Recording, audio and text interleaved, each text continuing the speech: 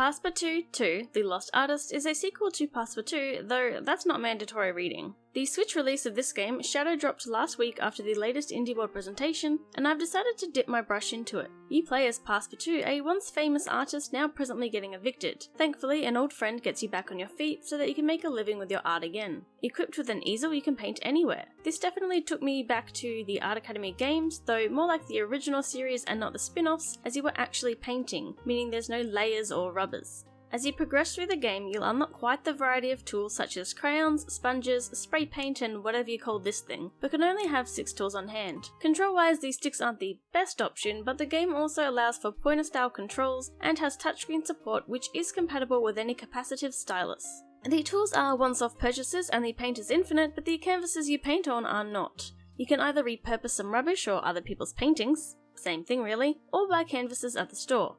Money is made by selling your art, as you can put a painting on a table somewhere and nearby characters will come to have a look and potentially offer you some money.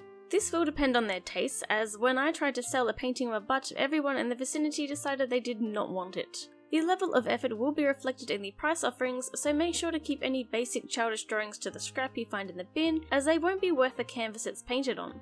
In the small port town of Phenix, people will give you quests asking you to design things for them, such as a rebellious poster or a new card to head into market. These were pretty fun and paid well, and it was great immediately seeing my designs plastered all over town. Another main highlight of the game is the funny writing, such as a chef who can't understand why nobody is interested in his crepes haggis. For me, the game was quite a bit shorter than I was expecting, with How Long to Beat saying 5 hours, and my playtime being a bit less. So short that I didn't record any footage while I was playing the game.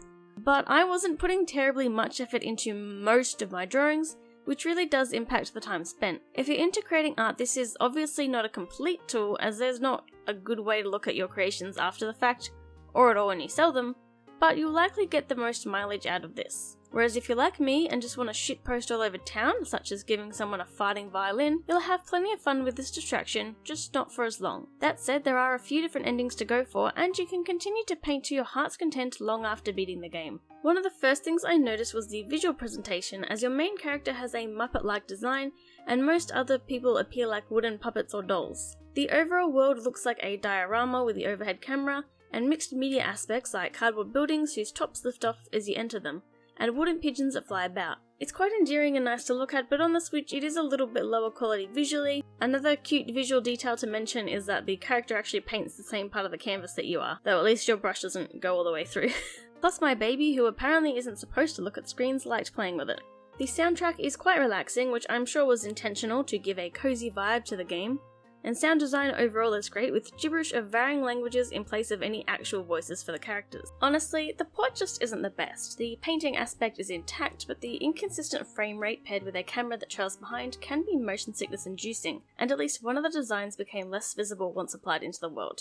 The initial loading time to get into the game is pretty bad too, but there's none after that. One issue I had is that certain higher sections of the town would only be a swath of light blue until I got closer, and then the whole area popped in. So I will have to give the Switch version of Passpartout 2, The Lost Artist, a 6 out of 10. I think the tool system is robust and the writing and design are overall quite fun, but I do wish there were more quests and my own gallery to see, besides just my shelving.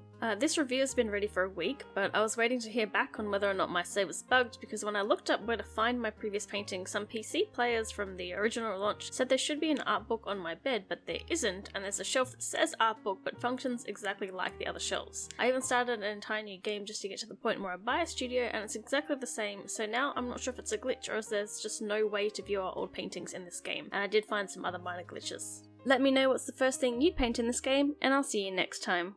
Bye!